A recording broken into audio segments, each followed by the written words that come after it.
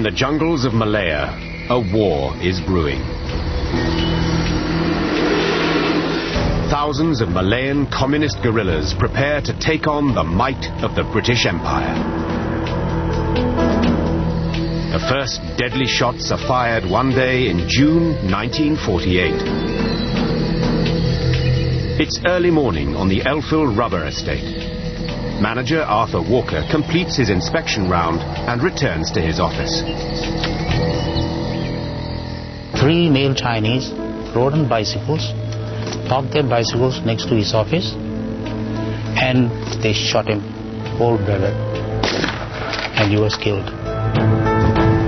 Malaya is engulfed by violence.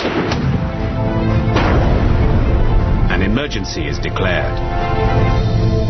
The emergency in Malaya was a full-scale war. The first 3 years of the emergency, the casualties were great, very great. Every day there was killing left, right and center. Malaya's war lasts 12 long years. It will kill more than 11,000 people, both combatants and ordinary civilians caught in the crossfire. But from this terrible experience will rise a modern nation, Malaysia, a nation that learnt the hard way to fight and live together.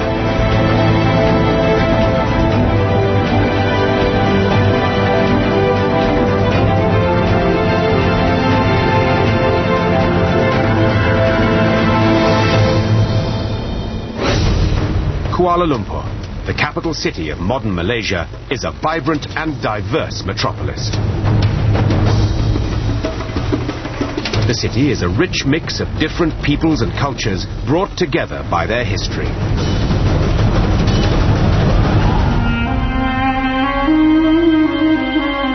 More than 100 years ago, British entrepreneurs begin to exploit Malaya's rich natural resources, above all, its tin and rubber. They bring in workers from India and China to toil in the mines and rubber estates. The British transform the human landscape of Malaya, creating an intricate tapestry of different races, the predominant Malays, Chinese and Indians. Many Chinese workers join communist cells to agitate for better conditions. But despite mounting unrest, the British remain firmly in charge. The flow of Malayan raw materials enriches the empire. Then, in early 1942, the Second World War brings British rule in Asia to an abrupt end. In February, after a lightning campaign, the Japanese drive the British from Malaya and Singapore. It is a humiliating defeat. But a cadre of British officers stay on to fight the Japanese, the renowned Force 136. Hidden in the jungle, the British recruit small units of Malayans and train them to harass the Japanese and prepare for liberation. Force 136 also forges close bonds with a much bigger guerrilla army, the 7,000-strong Malayan People's Anti-Japanese Army, the MPAJA, and backs them with arms and equipment to fight the common enemy. This jungle ally is a communist front. The communists during the war were known as the Malayan People's Anti-Japanese Army, MPAJA.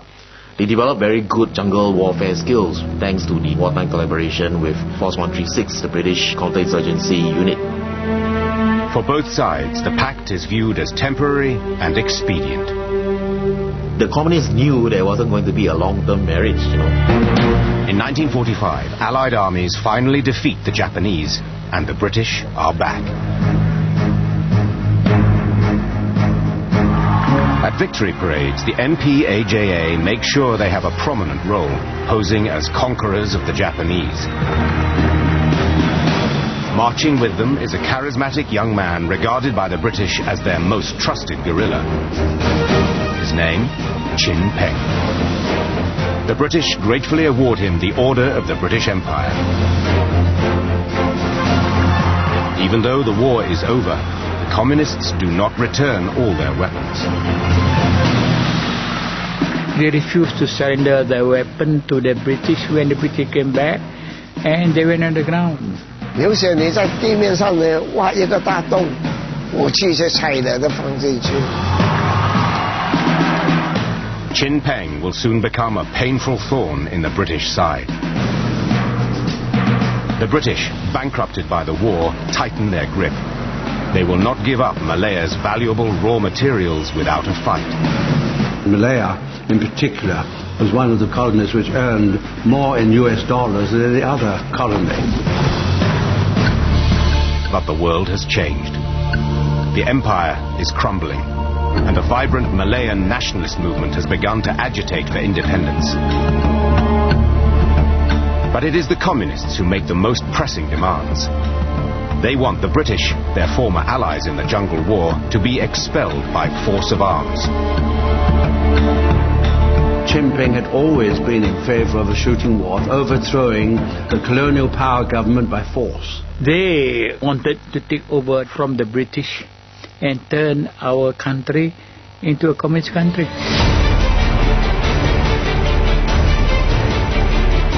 To begin with, the Malayan Communist Party instigates a wave of strikes directed at Malaya's mines and plantations, the backbone of the economy. Anak ayah kita banyak biji, banyak emas, banyak timah, banyak kayu raya. Semua ini harta kita belaka. Dia ambil daripada situ bawa ke England. Kita tujuan lawan orang putih. Asal jatuh orang putih. Everywhere you have strike, every state, every big town, workers will support strike because strike means we will drive out the British, and when the British leave, we will run the country ourselves. In 1947, there are more than 300 strikes and paralyzing labor disputes. They had control of the labor unions, and it gave the British authorities a lot of problems. As strikes and disruption spread, the man in charge, British High Commissioner Sir Edward Gent, comes under intense pressure. The powerful planters and mine owners accuse him of weakness, of failing to govern effectively. Then, events take a sudden turn for the worse. Communist firebrands, frustrated by lack of progress, decide to ramp up the struggle and unleash a murderous new campaign. In a single day, communist gangs shoot dead 3 British planters. High Commissioner Gent finally takes resolute action. He declares an emergency. Murder, panic, pillage, arson. Malaya was engulfed in a life and death struggle.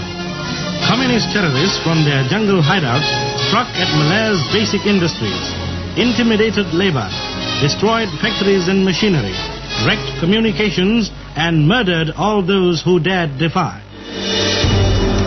It is, to all intents and purposes, a declaration of war.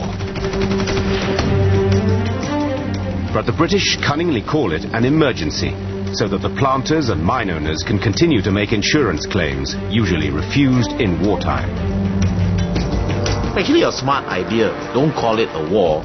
Call it an emergency, so you can actually collect on the insurance due because of damage to property and all that sort of thing.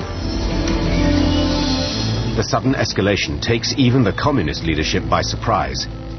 But Chin Peng reacts swiftly and returns to the jungle to prepare his men. 整个生命都不要抛开家里了，就这样去跟他打过。他讲打日本是3年08个月。 The British brand these young men and women as rebels, bandits, gangsters. They are called communist terrorists, or CTs. But they are a formidable force. Using skills learned from the British, communist leader Chin Peng sends some 5,000 recruits, organized in highly disciplined battalions, to key locations, ready to strike.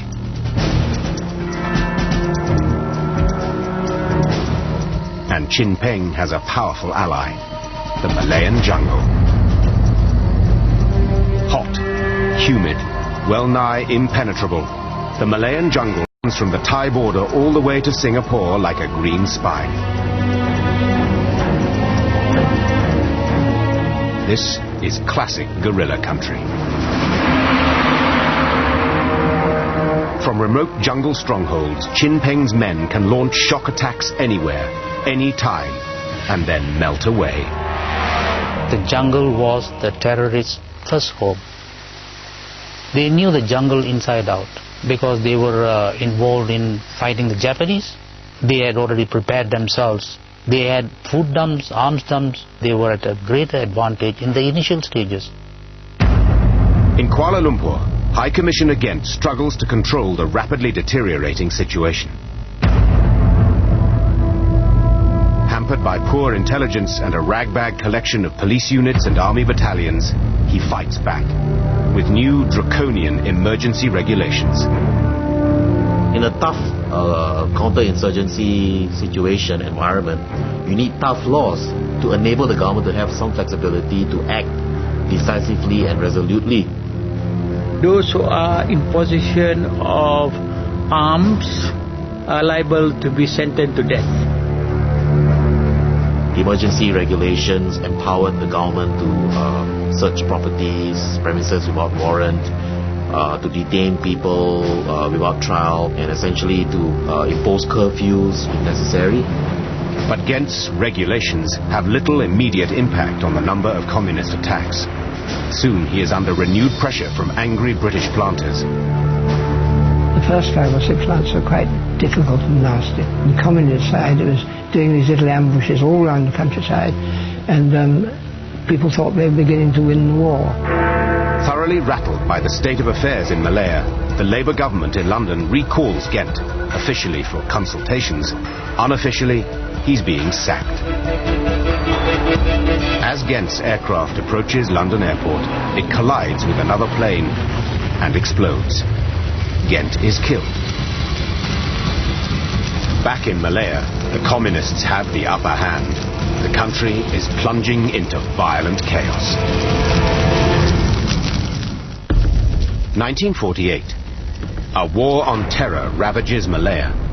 High Commissioner Sir Edward Gent has been killed in an air crash. No replacement has yet been made. The security forces are in disarray.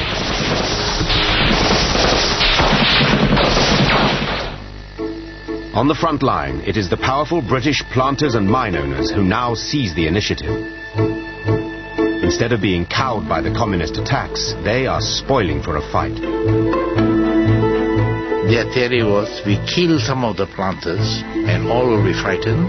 The planters will rush off back to UK so that the economy of Malaya will drop. But it was just the reverse. When they started attacking, mostly the British planters and the locals got together and rearmed themselves. As the communist insurgency worsens, the planters demand reinforcements. The government in London turns to police units that have recently been withdrawn from Palestine. One of the first to arrive is Sergeant Gus Fletcher, and he hits the ground running. They wanted 500 ex-Palestine police quickly to go.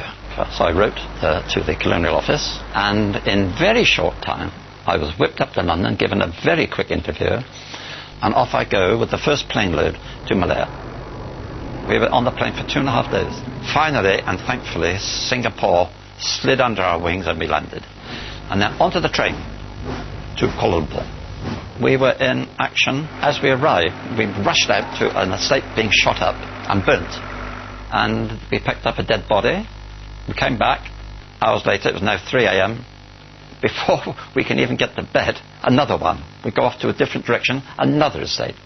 For Gus Fletcher, it's a shocking baptism of fire, and it seems as if the communists are running rings round the government forces.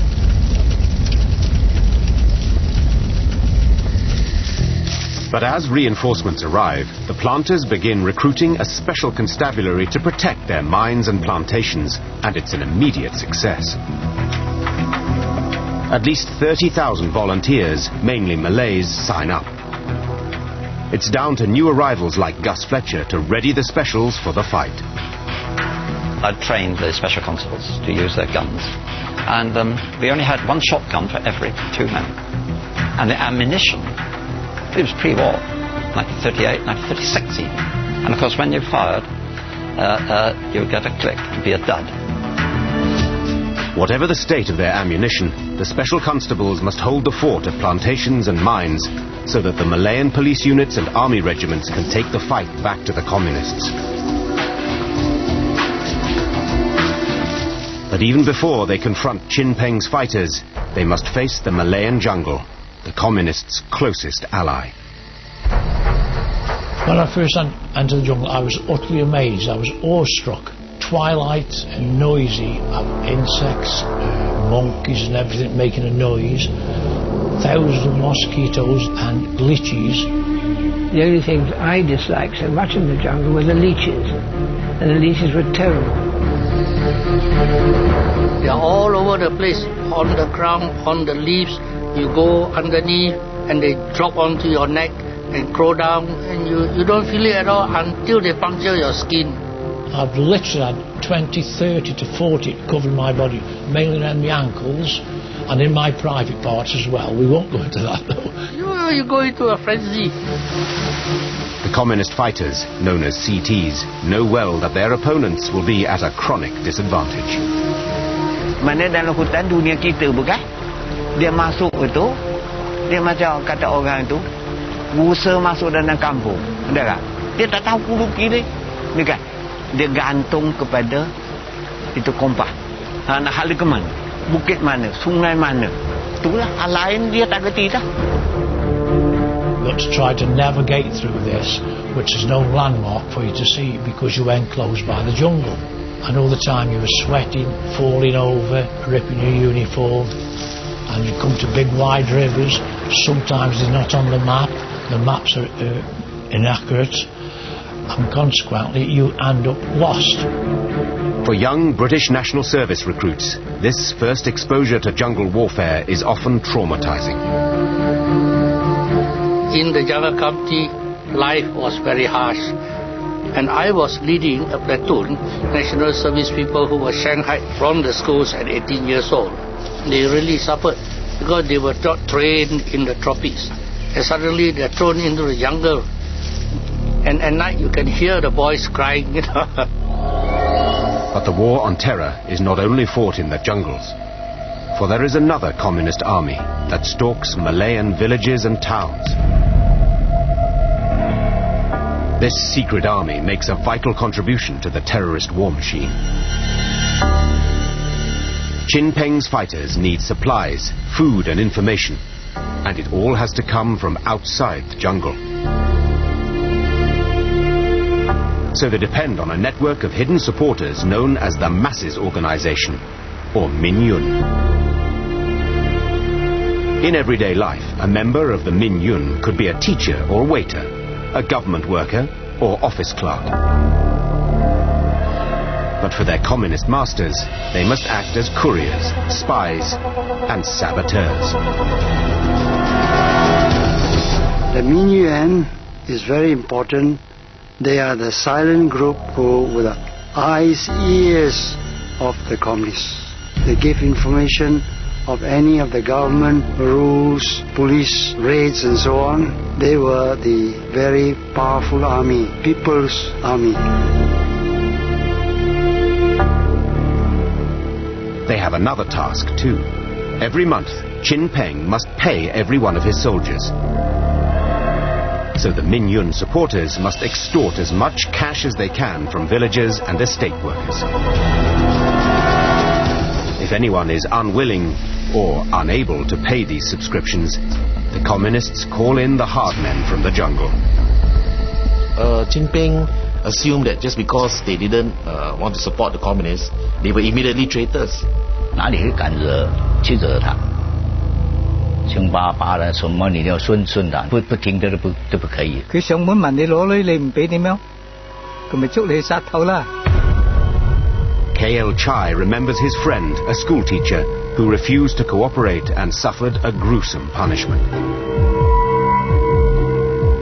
They called him out of the classroom, broad daylight, and they murdered him right in front of all those who came to see that. They disemboweled him. Oh dear. That was another sad episode of the communists. The insurgency has become a war of terror. is that terrorism is a form of political communication. The real intended recipient of the act of terror is not the victim. The victim is secondary. It's unfortunate victim, but it's secondary. The real audience is all of us watching. Because the terrorists, regardless of his ideological stripe, whether it's today's kind of new religiously motivated terrorists or the communist terrorists of the past, the aim is always to send a powerful message, a message of fear, of intimidation, that if you do not cooperate with us, this is what will happen to you.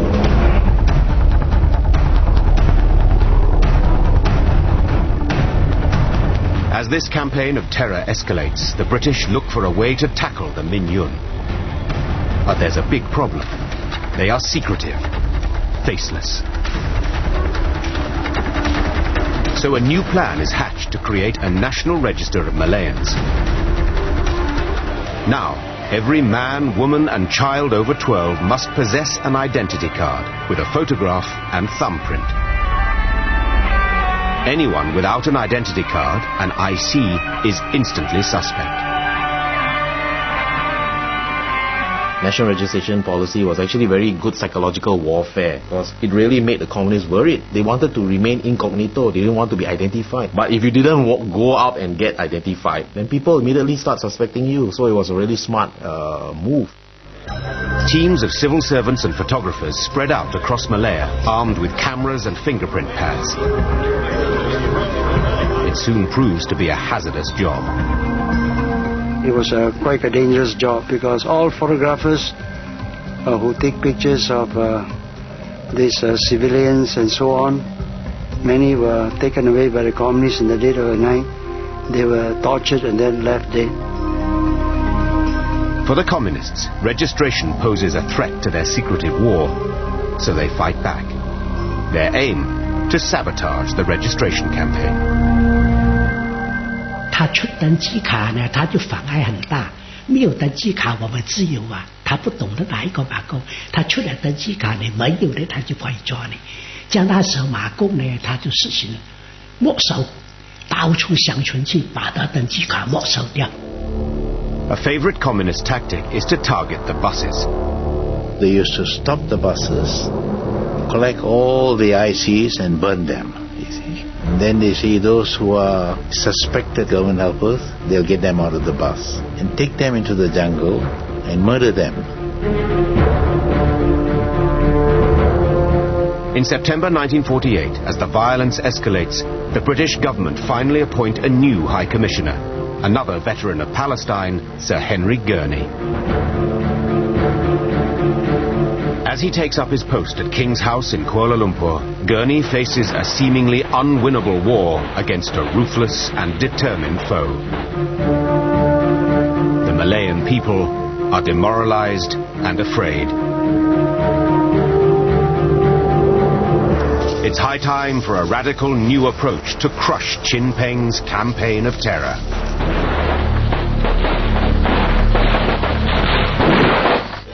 Malaya, October 1948. The new British High Commissioner, Sir Henry Gurney, has arrived to find a war on terror that is close to defeat.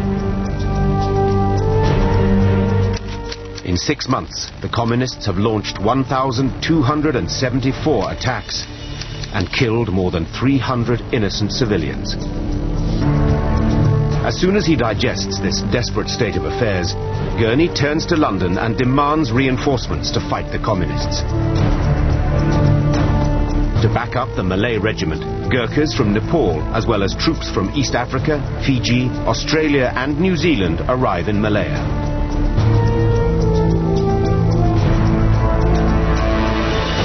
Gurney soon spots another so far unexploited human resource, the local Chinese. Many are hostile to communism and horrified by Chin Peng's brutal tactics. To get the Chinese on board, Gurney turns for help to the respected Tan Cheng Lock, the president of the Malayan Chinese Association, which is anti-communist. It is incumbent upon us, the Chinese community, to rally round the government and give our energetic support to to make a success of this mobilization. One of the first to answer Tan Cheng Lok's call is a young man called Yun Yuet Leng.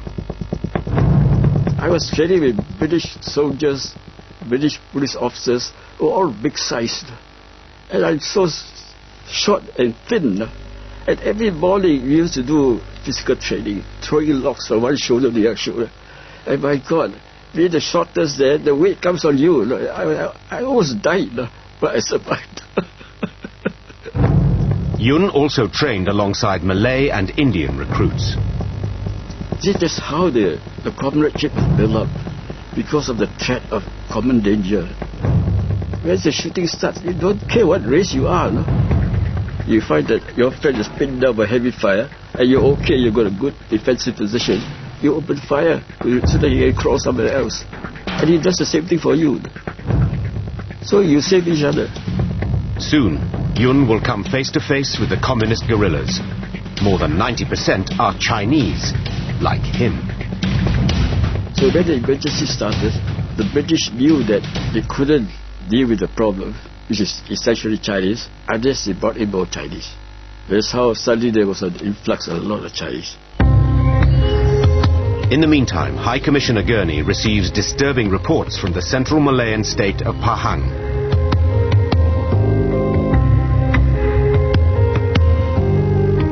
A new communist unit known as the 10th Regiment, consisting mainly of Malays, is terrorizing the kampongs of Pahang. No one is safe, not even children. Hamidin Abdullah remembers these frightening times well, and what happened when his friend revealed the whereabouts of a Malay communist sympathizer.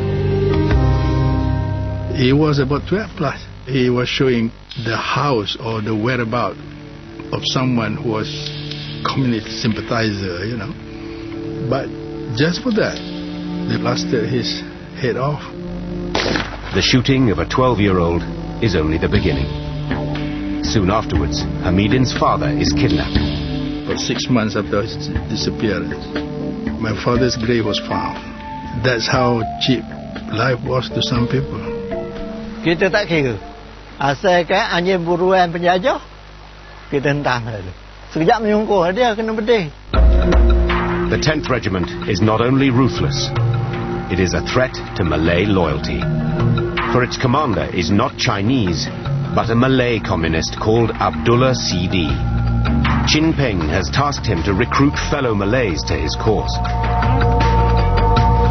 Jadi kita nak membesarkan pasukan kita. Membesarkan nak keramai ke anggota, nak banyak senjata. If Malays start joining the insurgency, the possible consequences are terrifying. So the British must somehow stop the communist virus spreading. A solution is at hand. During the war, the British anti-Japanese Force 136 recruited a dynamic Malay fighter called Yuk Mahidin.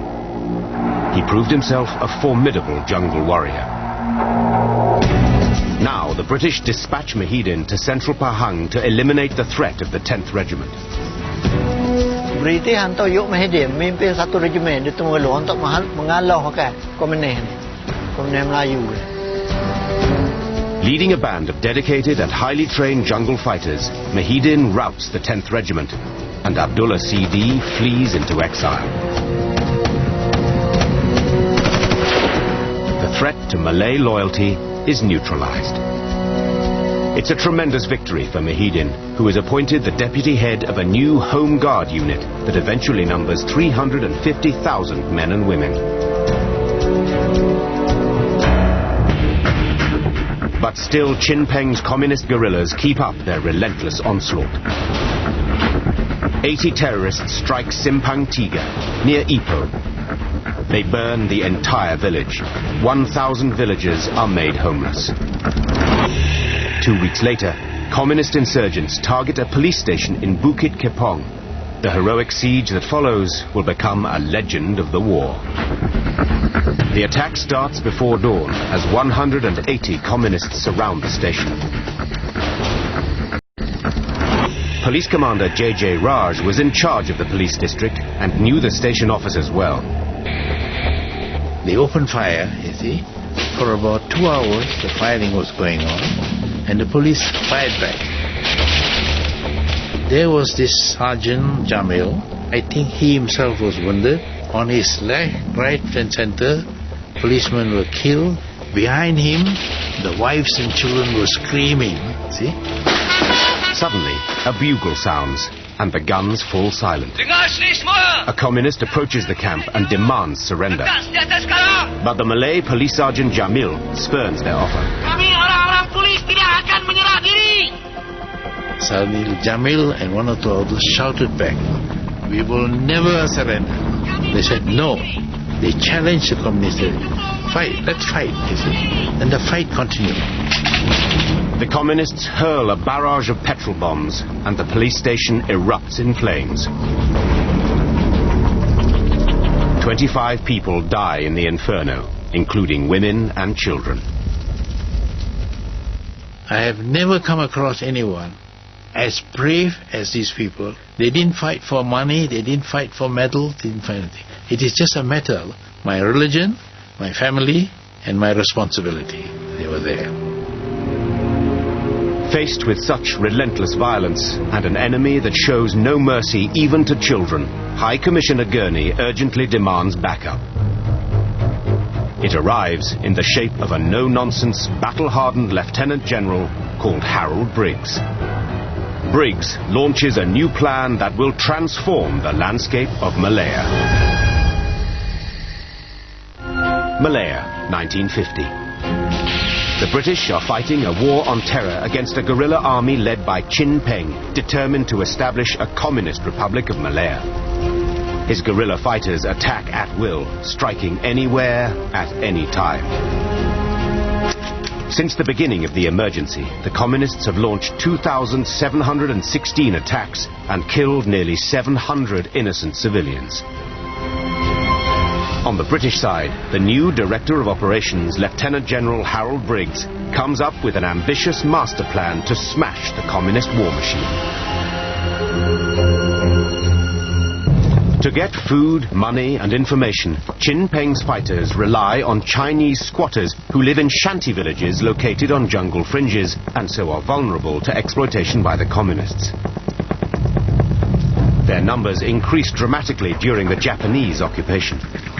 Briggs decides to target the communists indirectly by severing their links to the squatters.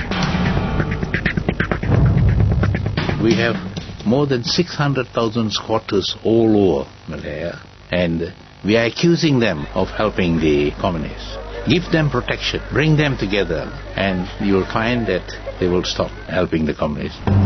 Briggs' idea is to move every one of these squatters to newly built resettlement villages, built on land provided by the Malay sultans. In theory, these villages will protect the squatters, cutting them off from the communists. Briggs must work fast. So hundreds of security units race across Malaya to prepare the squatters' exodus, whether they want to move or not.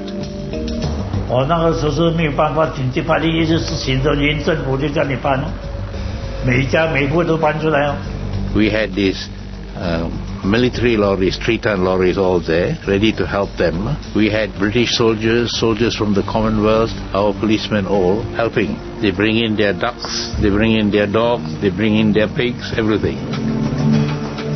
The communists, realizing that their supply lines are under threat, try to persuade the squatters to stay put.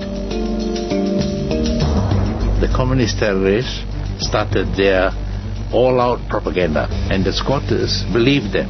They said, now look, in Germany and all, millions were sent to the concentration camp, were killed. You now, the government is taking you all to concentration camps, all of you will be killed.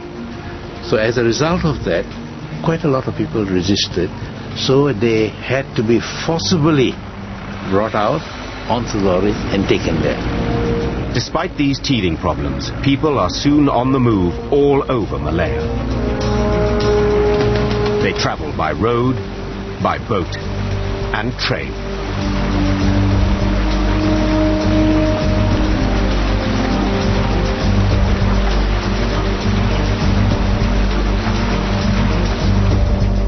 In just a few months, tens of thousands of Chinese Malayans have been moved.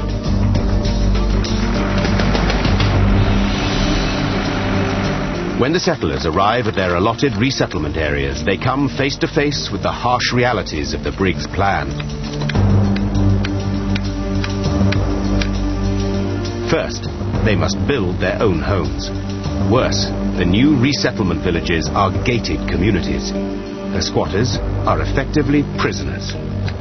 They can only leave and re-enter at regulated times, and there's a strictly enforced curfew from dusk to dawn. 它有个闸门啊，然后专门有军队在这边守罗。早上6点钟才开那个闸门，下午3点你们要通通回来这里这个范围内，不能够出外的，就关在家里面的，一直到明天早上6点。就这样子，你说你可以想象当时的整个情况是多么惨。Night was a time of menace and danger. Anyone caught outside the village perimeter could and did become targets. It was a moonlit night. I saw a shadow. It is outside the settlement area and it is a curfew. Nobody should be there. Cold sweat coming. Because it's not easy to shoot a man. But then I go to shoot. I pressed the trigger and then after that all my men shot. In the camps, everyday life is dominated by rules. Access to food is rigorously controlled to stop it falling into the hands of the communists. 男人成人1个星期，好像我所记得，我印象中是4斤米，糖盐油米啊，统统有限制的。But it soon becomes apparent that the Briggs Plan has a flaw. Settlers are provided with land to make some sort of a living, but as soon as they are outside the camps, they fall prey to the communists again, lurking in the jungle. The communists wait for them in the jungles. And when you're tapping rubber, they come there and say, hey, where's the rice you promised? Where are the medicines? Where are the bandages? And various other things. So if these people don't give anything, they are told that if you next come and you don't bring, you'll be killed. 不参与不可以的，那人是被逼的，两头难啊！你不接济他们，你不可以。如果接济给政府一知道你就惨了，要抓你。But the communists persist, forcing many settlers to find ways of smuggling food out of the closely guarded camps. They had ingenious ways of hiding this. Rice, they put it inside a bicycle pump, you see, and then their latex pail, they had false bottoms, they put rice there, everything, medicines. 民军他就是挑那个大便哦，大便下面那个土很大了，上面是粪便了，下面是藏东西了，这样拿出去。If you see women, most of them suddenly all became pregnant. Search properly. Those have big bras also search properly. It will inevitably take time to break the bond between villager and communist. And no one can be completely certain that the Briggs Plan will work. For many, the end of 1951 will be remembered as the lowest point in the war. Few could imagine the situation getting worse. But at the beginning of October, fate deals the British a bitter and unexpected blow. On the 6th of October 1951, communist terrorists led by an especially brutal commander called Siew Ma wait on the winding road leading to Fraser's Hill, a hill station.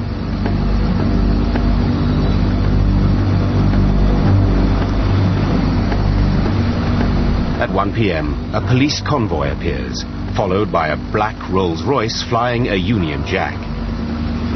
Siew Ma opens fire, wounding several police officers and puncturing the tires of the Rolls, which skews to a halt. A British gentleman emerges from the back. He is shot in the head. Siew Ma orders his men to escape. He has no idea that he has killed the British High Commissioner, Sir Henry Gurney. As the news spreads, the British are in shock. the head of the British colonial government had been killed by the communists. You know, my God, it would shake anybody up. After Gurney's murder, the morale slumped among the local population as well as the British. Oh, we are very sad. The whole country was shocked. 大国很高兴哦，你大的没有了，那个小的都没有作用了，那个大的指挥都不灵，小的都指挥不到。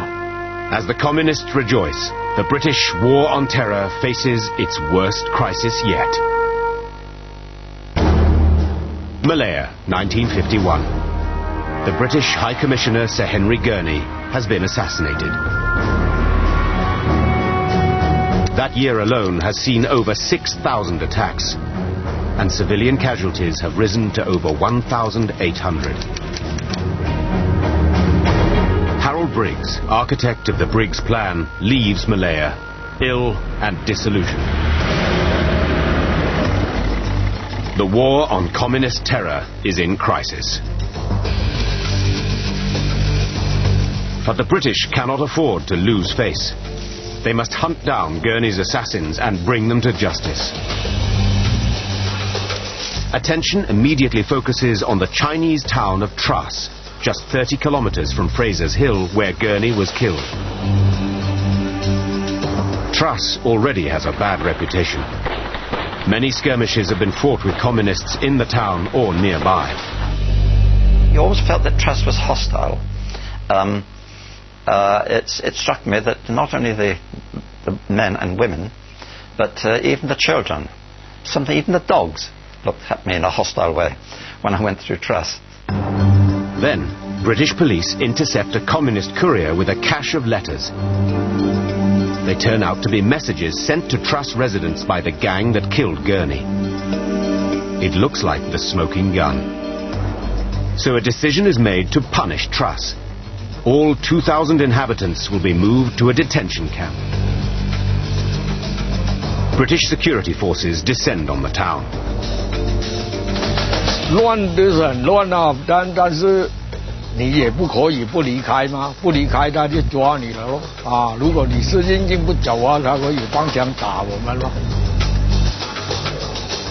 早一兩日有同我哋講咗嘅，要將我哋再去怡保嗰邊嘅，即係講我哋要出嘅時候，只係你可以拎得幾多嘢，你就可以拎咯，唔可以再翻頭嚟攞咯。The people of Truss will not return to their homes for 7 long years. The punishment of Truss is a turning point.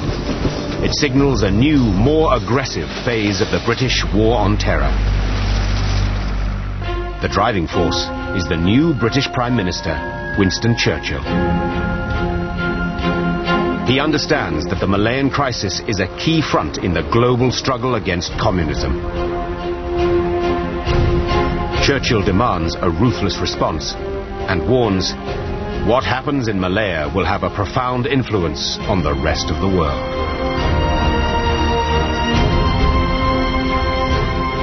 A replacement must be found for Gurney, and the new High Commissioner must possess the talent and resolution to smash the communist threat once and for all. Churchill appoints a tough-minded veteran of the Second World War, Sir Gerald Templar. He thought that I was the right person for the job. Anyway, he'd take a chance on me. And that he wanted me to sort the business as quick as possible.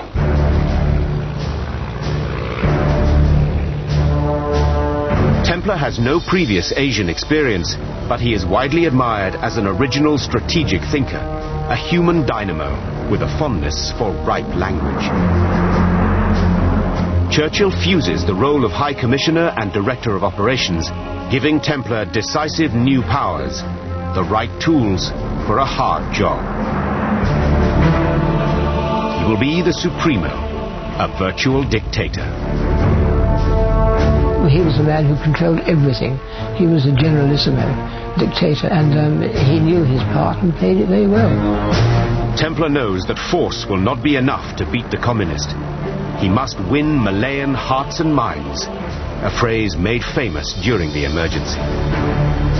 In Malaya, General Templar ensured there was this top-down strategic coordination. Everyone had to sing from the same song sheet. The song sheet title was "Government is Your Friend." Templar's skills as a political soldier will prove vital, for he has been given another brief: to prepare Malaya for self-governance. Britain was prepared to give Malaya self-government within a few years' time. So Templar's role was to create the conditions for self-government, setting into foundation a structure that would eventually lead to the formation of strong Malayan political parties. But first, Chin Peng's communists must be defeated, and Templar's mettle is tested just weeks after his arrival. On the 24th of March 1952, a British repair party arrives at Tanjung Malim to mend a water pipeline sabotaged by communist terrorists. The repair party is accompanied by 15 policemen. No one expects any trouble. But a trap has been set, as a policeman recalls. Air tak diterima semua. Kata orang baik tu bocah ke mana. Terpaksa lah pergi pula nak tengok rantau mana yang bocah baik tu. Lepas baru jalan, bom ditanam ke kanan. Panjang tanam bom tu. Bila orang tu masuk alam perangkap tu baru ditembak. Bila tembakan macam nak melawan. Melumpat ke sini, melumpat ni bom. Habis pawit mi kat dalam tengok tak boleh cakap lah. 有很多保安队伍被打死了，尸体运出来放在回教堂。 The communist ambush kills 14 men and wounds 8. Only one man escapes. Templar decides to show what he is made of. He will crack down hard. He arrives in Tanjung Malim and orders 350 Malay Chinese. He announces a curfew and food rationing. The rice ration is cut to less than half. He says, "It doesn't amuse me to punish innocent people, but many of you are not innocent. You have information which you are too cowardly to give." The curfew was 22 hours. The people can only go out between 12 and 2. It was a very drastic measure. 戒严的时候，丹永马林的居民呢，相当困难。 Kerja tak boleh, ke mana pun tak boleh. Begitulah undang-undang Templar. 2 weeks later, Templar orders Stage 2. The British distribute leaflets demanding information about local communists. Every adult must complete a form detailing everything they know. The completed, unsigned documents are collected in sealed boxes and sent directly to Templar's headquarters. For the new High Commissioner, the results are most gratifying. A rich trove of information spills from the open boxes. And Indians do not possess the basic right of citizenship, even those fighting on the front line of the war, like Yun Yuet Ling. I was born here, but I never had citizenship here. And if the British went, I don't know where I would go. Frankly. In September 1952, the Malay Sultans agreed to extend citizenship to Chinese and Indian residents. For Yun and other Chinese Malayans, Templar's gift of citizenship meant everything. That had very, very positive impact on the Chinese population. The capstone in Templar's Hearts and Minds master plan is to launch a public relations campaign, Operation Service, demonstrating that the police are public servants dedicated to protecting law-abiding Malayans of all races. Ready to serve, that was the slogan of the police in Operation Service. The whole idea being build a relationship with the population. National morale perceptibly rises. There is a new sense of purpose and greater confidence in the government. But the campaign against Chin Peng's jungle army has not been won. Templar realizes that the war on terror is handicapped by one factor above all: poor intelligence. We had not grasped the fact that you cannot do a jungle war without intelligence. So Templar sets about reforming Malaya's inept special branch, so that it can become the vanguard in the war on terror. Malaya, 1952. The arrival of a dynamic new High Commissioner, Sir Gerald Templar, has re-energized the war on terror. Spearheading the battle will be Malaya's intelligence service, Special Branch. General Templar had a background in intelligence, and he knew that in a counterinsurgency campaign, you needed good intelligence to ensure that the police and the military were able to eliminate the real bad hats amongst the wider population of innocents. Intelligence was very critical. Special Branch is tasked with collecting intelligence.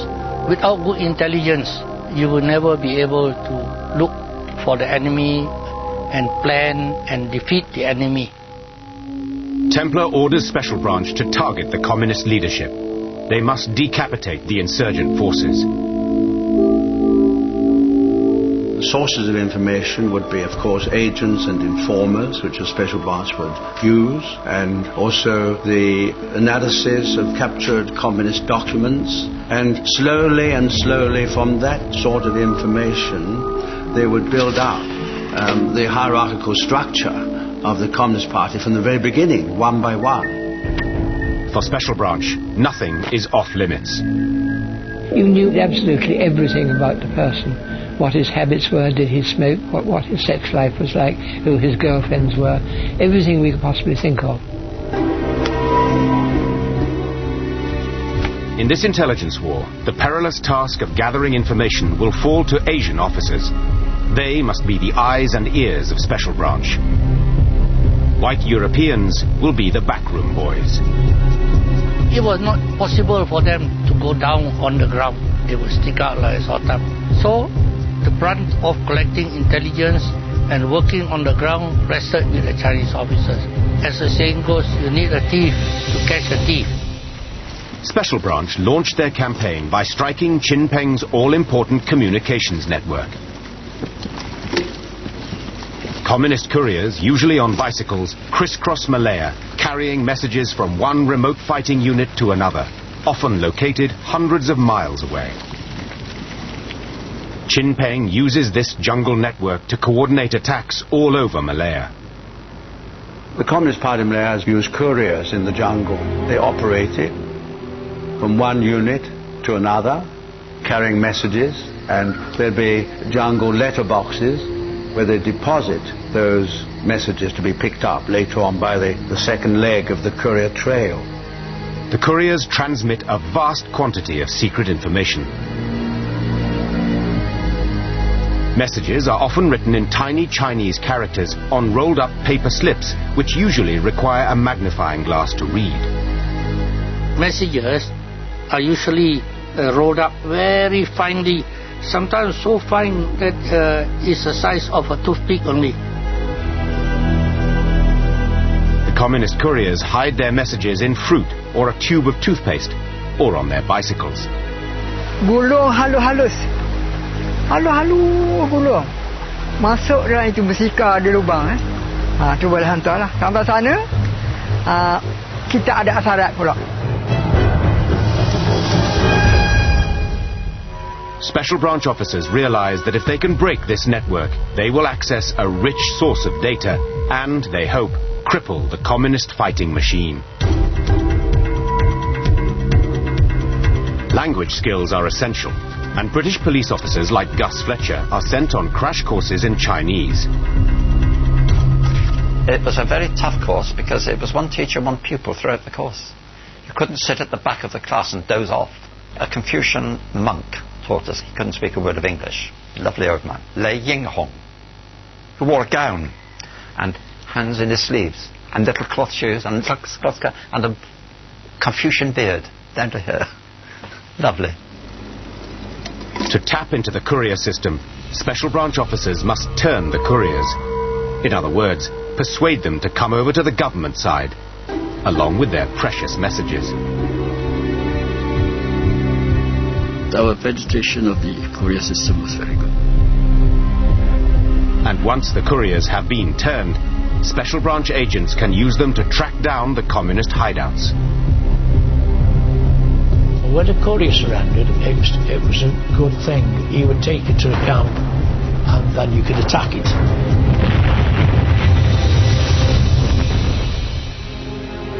Special Branch's success in breaching the communist courier system was all down to basic human greed. You surrender, especially when you come out with your arms, you get a reward for surrendering and an additional reward for bringing out the arms, depending on which arms. In the early 1950s, the Korean War pushes up the price of tin and rubber, making the Malayan government richer. And because the reward system is proving so effective, High Commissioner Templer can triple the money on offer. Top prize, Communist leader Chin Peng. Templer sets his price at $250,000. Some feel queasy about the system, but no one disputes that it works very well. And it wasn't just the humble couriers who start taking money. Many communist fighters, exhausted by years of hardship, begin to sell out their comrades. 政府每时每刻都做这一套的，叫你出来，我给你大屋，给你汽车，但是也会有个别软脚啊，他们不能坚持，这个就是他机会。 Those communists who couldn't resist such enticements would then be pumped for information by Special Branch interrogators like Leon Comber. I often used to listen or take part in interrogation of those people, and once they'd settled down and they'd had coffee and they saw that they weren't going to be beaten up, they were quite happy to reveal a tremendous amount of information about their comrades and what they'd been doing, and about the location of communist camps and the location of courier routes through the jungle. Depending on the information he or she supplies to us, if they produce results, then the payment is dependent on the ranks of those we either capture or we kill. Now, captures normally the reward is double than that of a kill, because a live body is more important to us than a dead body.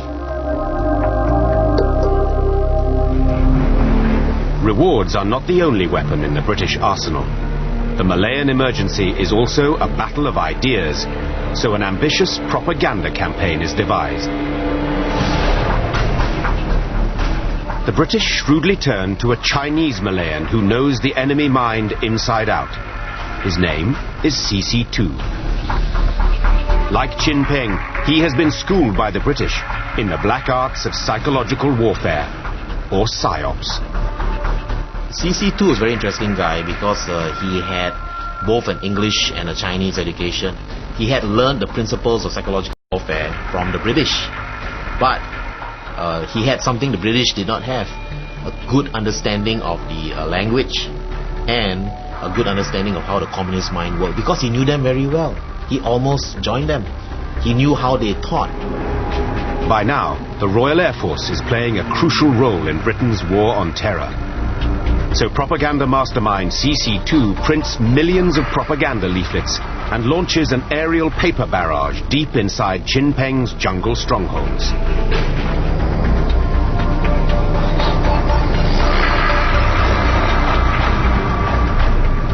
Whenever a communist leader is persuaded to give himself up, the aircraft return, equipped with loudspeakers to spread the news. Your leader has surrendered. Why are you still in the jungle? But the hardcore communist leadership are not impressed. 因为他用飞机去广播，我们讲狗叫机又来了，他就一直在天上叫，那喊屁我们都不管，他丢下那些什么啊，我们看了都拿来烧。The RAF does not only drop paper leaflets. Special Branch coordinate devastating bombing raids aimed at the insurgents' jungle camps. The bomber pilots need to pinpoint their targets as accurately as possible. And in Malaya's immense jungles, this is no easy task. Special Branch come up with an ingenious high-tech solution.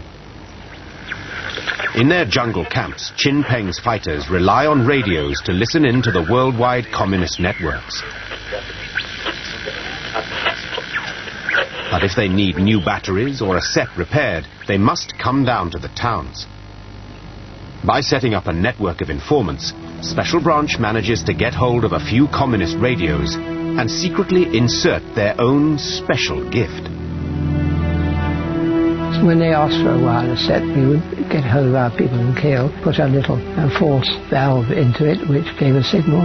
We'll alert the aeroplanes and we'd take a signal flying over. Then we'd have a ground vehicle which would do it from the ground as well. Where they crossed, that was where the wireless was being played, and we could then bomb. The radio raid is a spectacular success.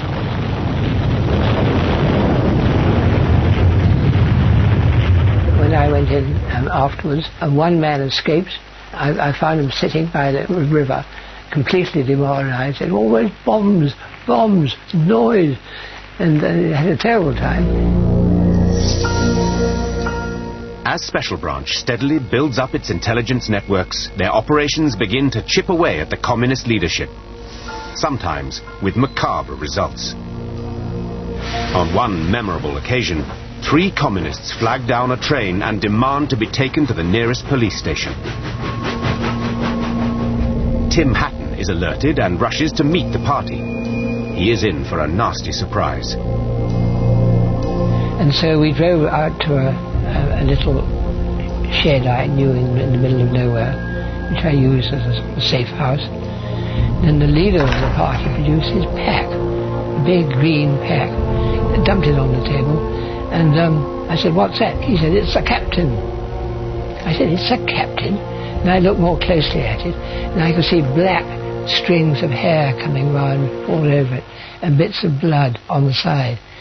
And I said, it's a human head. The bodyguard to the captain lifted up by its hair, and there was our cook, Central Committee member of the Communist Party, grinning at me. His eyes were open. Looking straight at him is a prize catch. Our cook was one of the communists' top 5. His bodyguards had spotted a leaflet offering a massive reward for their boss, dead or alive. It was a temptation impossible to resist.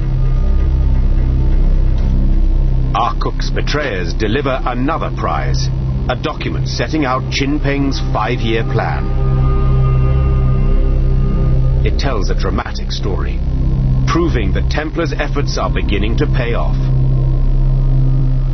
Harassed by RAF bombers, army assault, and undermined by a succession of betrayals, Chin Peng has made a decision to flee. The architect of the insurgency is on the run. But he has not given up. He plans to set up a new base in southern Thailand from where he will direct the campaign. And deep inside the Malayan jungles, the communists have set up new attack units, recruited from indigenous tribal people. They must be Templars' next target.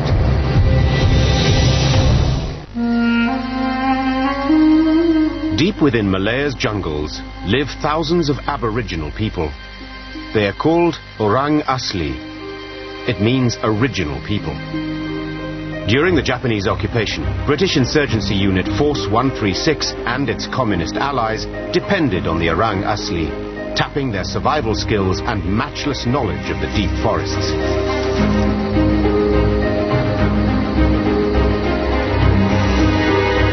Now, in 1952, a flood of intelligence reports reveals that the communists have reconnected with the Orang Asli.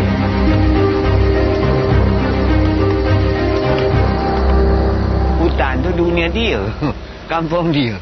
Dia ke mana dia pun boleh pergi. Bantuan asal yang sebenarnya kepada usaha revolusi kita sangat besar juga. As government forces tighten their stranglehold on the communist supply lines, the Orang Asli plug the gap. Makan gantung pada orang asli. Angkat ubi. It is vital to neutralize this new threat. To begin with, the British try to resettle the Orang Asli, but this tactic fails disastrously. So the new High Commissioner, Sir Gerald Templar, decides to take the war to the deep jungle and builds forts that he hopes will protect the Aborigines from the communists. Orders are put out to the police to get to know the population better, win over the hostile Aborigines who at the time held the key to the emergency. Roy Follows, a British police officer, is assigned to command one of the new jungle outposts, Fort Brooke, built in a remote part of the Cameron Highlands. To get there is a long and difficult journey. You had to walk to these forts or go by raft or what have you. Helicopters were only few and far between then. I walked from the Cameron Islands over the mountains at the time that the area had not mapped or explored. And by 1956, the new forts have broken Orang Asli bonds with the communists. All over Malaya, Templar's surge is at last turning the tide of the war. The communist leadership has been decimated, and Chin Peng himself is in Thailand. The British step up the pressure on these hardcore communist brigades holding out inside Malaya. By that time, the security situation had greatly improved, and so the people remaining in the jungle, in the communist ranks, were essentially the very hardcore. They needed to be starved into submission. They survive only thanks to supplies of rice from some of the Chinese resettlement villages. The solution is radical but down to earth. Instead of supplying villagers with raw rice, the new village authorities will cook it first. The strategy is called central cooking. 怀疑你们在怎么情况之下来接济他们，对吧？后来他出了一招，米不能跟让你们自己煮，把一个大锅饭全村人到时到后那个煮好了，在那个一个集中那个地方，你们去拿那个饭。Central cooking has a deadly effect. The flow of rice from village to jungle dries up. Isolated in the jungle, many communist fighters begin to starve. 我们夫妻也是很辛苦啊，没有2次饿肚子，牺牲的很大，饿死啊。Dalam pertempuran, agaknya banyak juga kawan kita korban. Tapi itu patut. Ini pengorbanan di dalam kebuluran. Nah, itu dasar. Sampai ke tak boleh berjalan, tak boleh bergerak.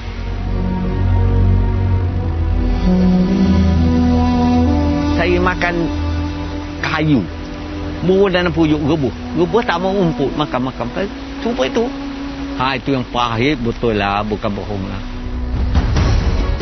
Hunger forces the desperate communist leaders to cut down the size of their units to cope with rapidly dwindling supplies. 在那个时候呢，我们人员也减少，就可以在那边维持，所以影响到我们大部队啊，不能够集中在一起，这样变成打仗的力量啊削弱了。With the communists on the run, the British make sure that ordinary Malayans know that the emergency is being won, that the communists need no longer be feared. To ram the point home, security forces put on display communists killed in firefights, the fruits of victory. Even schoolchildren are not spared these grisly exhibitions, as teacher Ted Miles recalls. On the way to school, we had to walk by the police station, and often we would see the bodies of dead communists lying on the ground in front of the police station. They would be brought in by helicopter and spread out, I suppose for identification purposes to start with, but it always was a stark reminder that there was a war going on.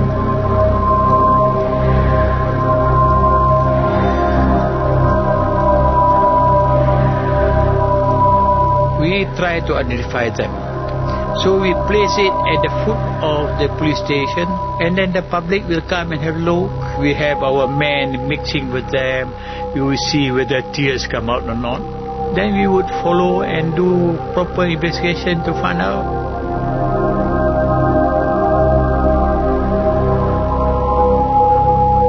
Malaya has endured 5 years of undeclared war, the Emergency. Now Sir Gerald Templar must prepare war-weary Malaya for a new challenge: independence.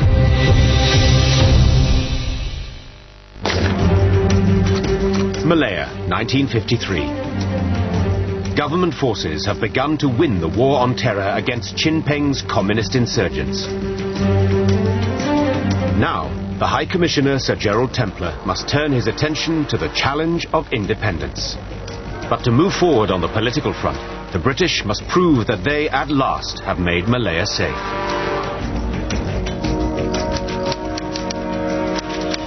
In 1953, communist attacks have fallen from more than 6,000 in 1951 to just over 1,000. Civilian casualties have dropped dramatically from 1,024 to 143. Reassured by these impressive results, Templar announces the creation of so-called white areas, starting in a district in Malacca where British troops have successfully cleared communist insurgents. In these white areas, ordinary Malayans are liberated from food restrictions and curfews. It is a calculated risk, but one that Templar believes is well worth taking. The districts neighboring the white area will see what's happening and say, hey, we want that too. So let's cooperate with government. So we also get all these lousy emergency regulations removed so we can enjoy ourselves as well. So it was a very important psychological warfare initiative. 每个员工觉得很热血，很好哦。吃进不必跟他不知道接近什么东西哦，也没有curfew了啊。The white area strategy makes it easier to imagine a future Malaya, free at last. On the 31st of May 1954, Templar flies home. The war has not yet been won, but the man now called the Tiger of Malaya has at least persuaded all Malayans to fight together against a common foe. General Templar came in. He was the right man at the right time for the right job. If it had been a lesser man, I don't think he would have been able to break the backbone of the communist terrorists. In many parts of Malaya, the national mood has lifted. Casualties are falling, and the number of areas officially declared white continue to rise. The stage is at last set for independence. It is time to turn from bullet. The Communist Party must be officially recognized, and he proposes only to lay aside his weapons, not to disarm. He has come to negotiate, not surrender. It is the words that came from his mouth which I could never forget to the end of my day. He said, as between you and I, he said, you are anti-communist, I am a communist. There can never be coexistence. I will always carry on with my communist activities. Behind the scenes, the British are anxious that Tunku may give in. But he stands firm, and at noon the following day, the talks break down irrevocably. Chin Peng goes back to the jungle. He will fight on. 谢我们无罪，意思要放下武器投降。那我们坚决做不到，打到一个人都要打。我们就这里一条了，就是真的打到底了，打到合理承认马共。 Tunku returns to Kuala Lumpur without a peace deal. But the independence train is unstoppable. And on the 31st of August 1957, Tunku joyously proclaims that Malaya is a free nation at last. Merdeka!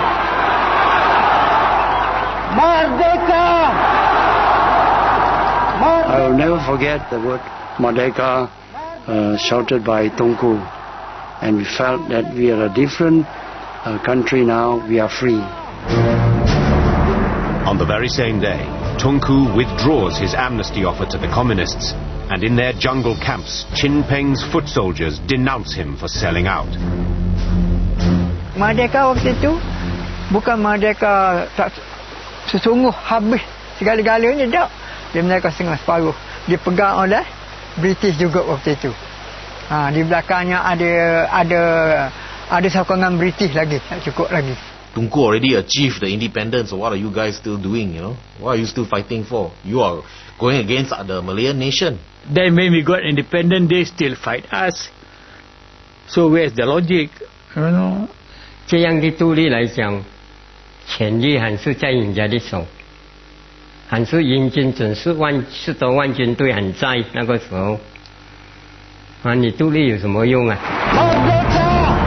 As the cheering fades, Malayans must face up to the reality that these hardcore communists, battered though they are, remain resolute. Special Branch Officer Yun Yuet Leng knows he cannot yet hand in his badge. I never thought about independence when it actually happened because I was busy collecting intelligence. Day and night I was working. For the security forces, there is unfinished business. It is time to launch Operation Ginger. In 1957, Malayans have little time to enjoy independence. The emergency has not ended, and the war goes on. So, in January 1958, the new Malayan government unleash what they hope will be the final offensive to break the communists for good and track down the man who murdered High Commissioner Sir Henry Gurney. It is called Operation Ginger, and it will make use of the black arts of secrecy and deception, codenamed Q-Ops. Special branch officers will masquerade as communist insurgents to penetrate the last jungle camps.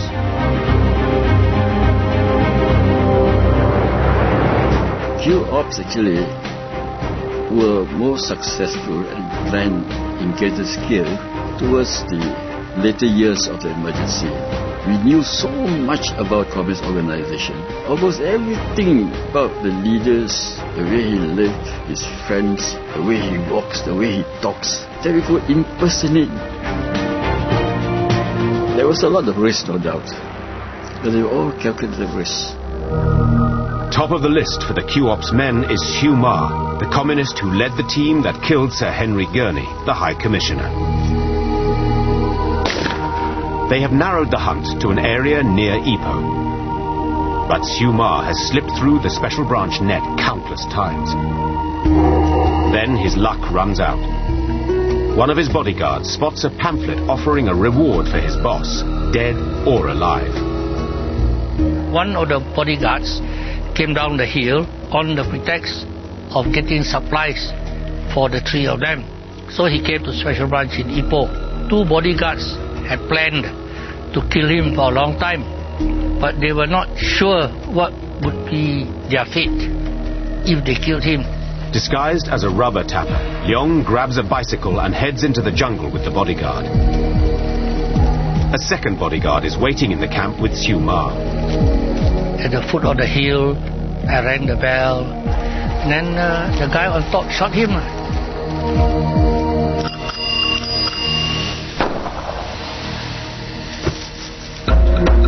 The announcement that the notorious Hugh Ma has been killed is a triumphant climax to Operation Ginger. By 1960, hundreds of die-hard communists have given themselves up. Attacks have virtually ceased. Most importantly, Special Branch is able to report to the new Malayan government that all the communist commanders have fled to Thailand. It seems that the war is at last over. It is time to proclaim to the world that Malaya is at peace.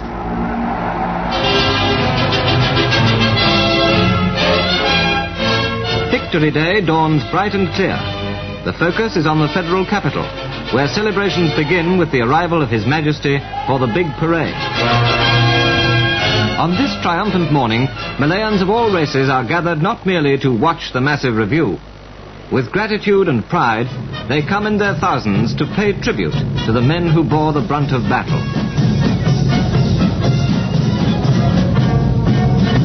The price of winning Malaya's war on terror was a high one, and it was paid in blood. By the end of the 12-year-long undeclared war, at least 11,000 people had been killed. Jubilation was inevitably mixed with regret. You cannot erase this overnight, you see. So many of all these incidents are deep down in my mind. And for me to be happily saying, oh, it's all over, let's forget, and forgive and forget, no. Forgive also no, forget also no. People should look back, what the sacrifice had been done by security forces, by the overseas soldiers, armies, the Gurkhas. There are hundreds of security forces who have been killed, hundreds of civilians have been killed. I never will forgive. Because I saw a lot of death.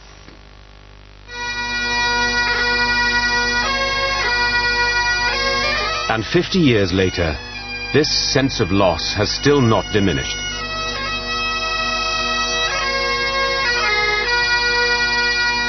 Every year, veterans from all races, from all over the world, gather at God's Little Acre to commemorate those who gave their lives to win the war on terror.